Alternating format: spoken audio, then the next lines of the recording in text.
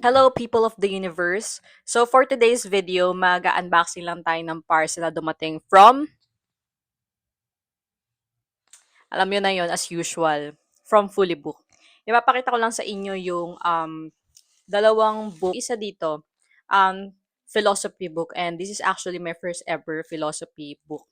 And hindi naman siya ganun kakapal. So, siguro, kaya naman natin. Anyway. And as you can see, mayroon na tayong mic. Nag-upgrade tayo finally. So, let's start. Nasa pagka-unboxing. Okay? Okay. So awkward. Parang ewan. Ang hyper, no? May pagka-hyper talaga ako. Hindi lang siguro, halata, pero may times or sa mga close friends ko lang nag-iingay ako. Not totally nag-iingay. Hindi ko nagkukulit, ayan. Yung mga long-term friends. Ano to, guys? ASMR.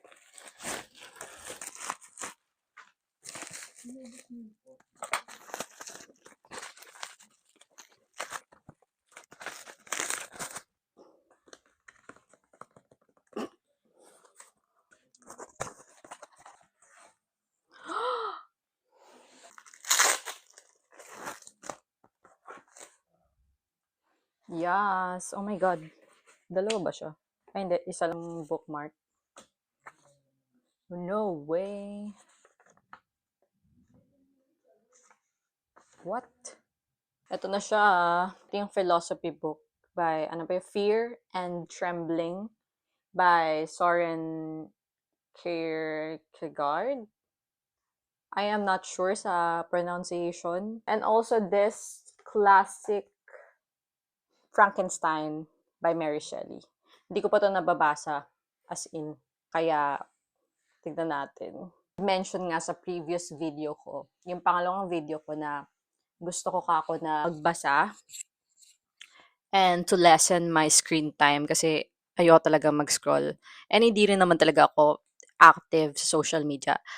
I only use social media for academic purposes like Messenger and syempre for communication sa aking family and sa aking mga close friends.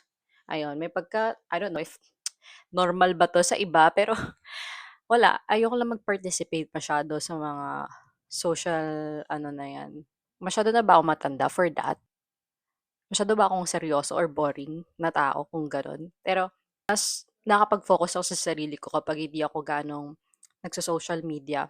I only use nga, 'di ba, YouTube, tapos yung Substack, and yeah, Messenger for communication. I just feel more alive kapag nakadiak ako or wala talaga akong social media presence. And I love it here. I love it here actually. Updated pa rin naman ako sa mga news. Like, pwede ka naman mag-search sa Google, manood sa YouTube or sa TV, di ba? So, ganun. Hindi mo naman kailangan, like, masyado, tawag dito, active sa Facebook. Also, mas marami akong time sa mga hobbies ko kapag eto lang. Kaya mas na-appreciate ko ang buhay ko kapag nakafocus lang ako sa sarili ko. Learn to enjoy your own company and maging kontento sa kung ano meron kayo. Kasi minsan kapag nasa social media tayo, meron parang tendency na ma-compare natin yung life natin sa iba or yung timeline din natin. Kahit hindi naman dapat i-compare. Or sabihin natin na nakukuha nga natin yung gusto natin. Fortunate tayo sa mga bagay-bagay pero minsan since nakikita natin yung life ng iba, achievements ng iba, tend to compare ourselves sa kanila. Kahit hindi naman dapat. And hindi ko masisisi iba kung ganun kasi lahat ng tao is may times na ganun talaga. I think gawa ako ng aking ibang content like podcast, video essays, ganun. Which is time siguro mag-upload ako ng ibang content like, yeah, reflection. If you guys would like to hear my realization sa life. Ganun.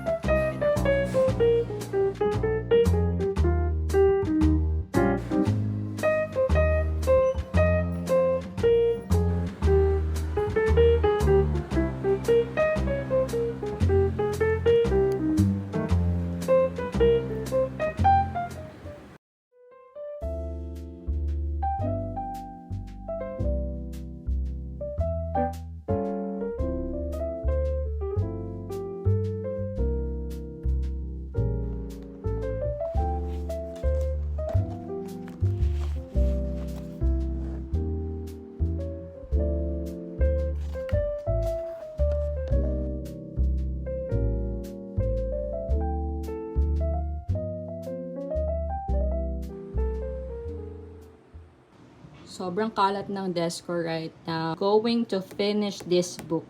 Nasa 137 page na ako. And I believe matatapos ko na to. This is also one of my current reads. Nag-start ako noong May. However, I haven't finished it yet. Since sobrang busy ko nga during the finals week. Sobrang dami ring ginagawa sa program ko. And I am not actually a fan of young adult fiction or young adult contemporary novel. However, during my teenage years, nakita ko to sa shelf ng friend ko. I was intrigued to read this, therefore I bought a copy. And ang tagal niya na rin nasa shelf ko. This year lang ako nag-start basahin to. So why not give it a try since most of my books are classics. And as we all know, classics are known for their heavy themes. So why not iba naman, di ba, explore different themes, di ba? Para medyo light naman, if you know, you know. Just an update, hindi pa ako tapos. Nasa 170 pa lang ako. So, fail tayo tonight. Siguro tomorrow talaga matatapos ko na to sana. Kasi inaantok na ako, so hindi ko napipilit yung sarili ko na tapusin siya tonight. I'm giving this to my friend kasi magba-birthday na siya. And hindi ko pa kasi to nababasa. Eto to. Hindi ko pa to nababasa. So, ibibigay ko na lang. Since mahilig din naman siya sa classics.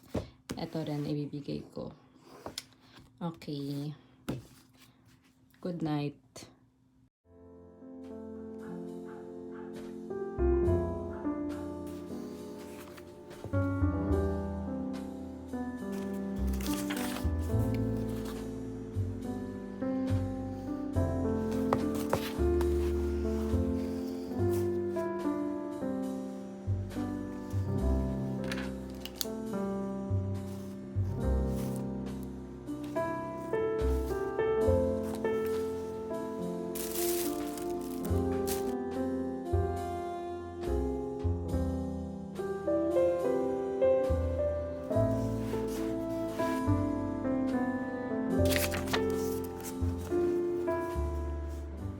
Reading update.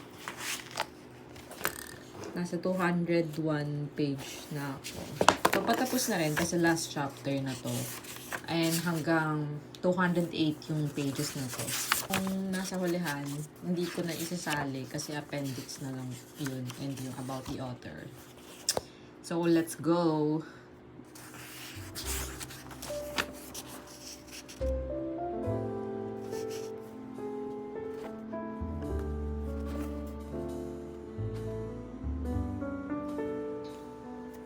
Finally, we're done. Tapos na rin siya sa wakas. Yesterday, I finished 1984. And for my next read, I've been thinking reading. I am torn between Crime and Punishment and Poor Folks. As I've mentioned nga sa aking previous video, gusto ko kakong basahin tong Crime and Punishment. Since tapos naman na ako dito sa Notes from Underground and other short stories niya or novelas niya. I forgot to share with you na ito pala yung binili ko last time sa Fully Book with my friend kasi bumili din siya ng book niya. So napabili na rin ako and I decided na ibigay ko na lang to sa sarili ko as a reward dahil deserve ko naman after that sem. Sobrang dami rin talaga nangyari sa akin dahil daming workload eh. Pero I was able to pass and to concur that sem. Siguro next ko na lang to. Pero dito muna tayo mag-start sa Crime and Punishment. Before I begin sa aking pagbabasa, syempre hinanda ko na yung sarili ko dahil na-intimidate talaga ako sa book na to.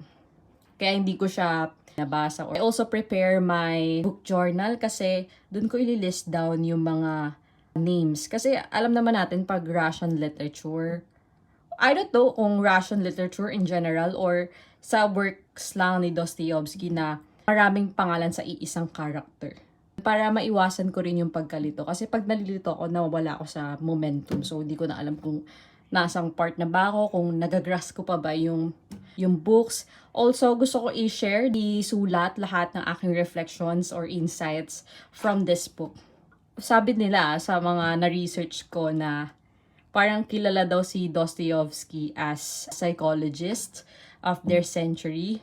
And as psych major, as psych student, na-enjoy ko talaga yung mga ganun. And gusto ko talaga na explore pa yung buhay ni Raskolnikov. Nandito ulit ako sa Substack para magbasa-basa ng mga personal essays. I posted my short reflection kanina dito about creativity and our potential. I made this account because I wanted to publish all my personal reflection. Gusto ko lang i-share yung mga thoughts ko. As someone na sinopress yung ganong side ko, oo, hindi ako magaling or talented writer, but lahat na sinusulat ko ay galing or bukal sa puso ko. Kaya gusto ko siyang i-share dito. And syempre, gusto ko rin ma-practice pa yung writing skills ko, ganun. I know naman na may potential ako, so ayokong sayangin siya. So, ayun lang din naman na sana kayo din, huwag niyong sayangin yung potential niyo. Hindi nyo naman kailangan pantayan yung ibang tao sa style nila. Hindi nyo kailangan gayahin sila. Kung sila magaling sa essay, kung iba magaling sa math, magaling sa ganito, why not try to explore and find your own niche, diba? Kasi sometimes tend to suppress our creative side or our potential. Kasi natatakot tayo sa sasabihin ng iba. Natatakot tayo sa kritisismo, kumbaga. Pero, paano tayo mabubuhay, sige, kung paulit-ulit natin or kung dun lang tayo nakafocus sa validation ng iba? Sa totoo lang, sa panahon ngayon, minsan nagpo-post na lang tayo because gusto nating mag-seek ng validation. For example, trending ngayon ay gawin yung sayaw na yun sa TikTok. So, syempre, tayo kahit minsan hindi natin gusto yung ganong content, gagawin din natin, 'di ba? Para mapakita na updated tayo. But sometimes, hindi talaga natin gustong gawin yun. Gusto lang din natin maging in and to seek approval from other people.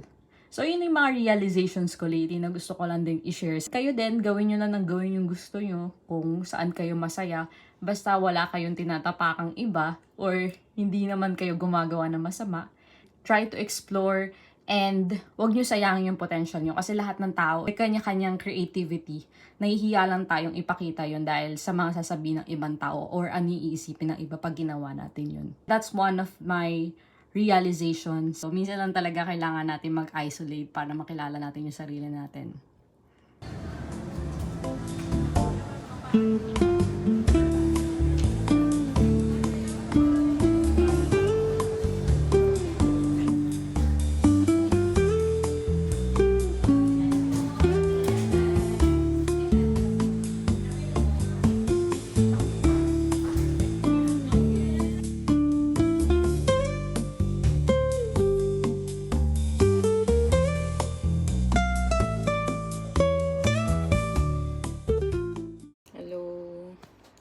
So, dapat kanina, magsa-start na akong basahin yung Crime and Punishment. However, dahil nga late ako nagising, late din kasi ako nakatulog kahapon, dahil late nga kaming nakauwi. Wala ako sa mood at inaantok ako. So, bukas ko na lang siya babasahin talaga. And siguro later, para antokin ako agad, manonood ulit ako ng movie.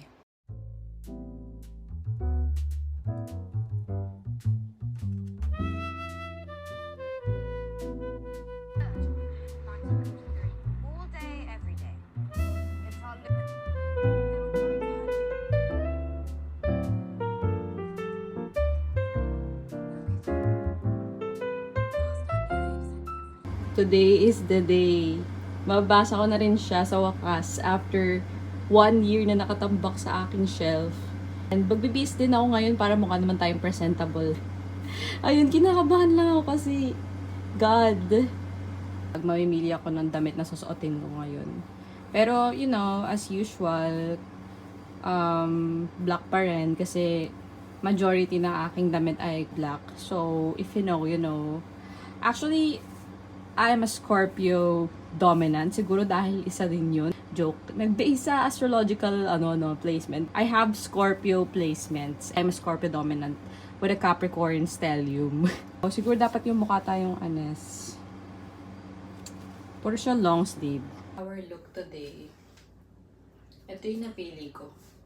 What do you guys think? Lagi naman ako naka-black. Wala namang bago.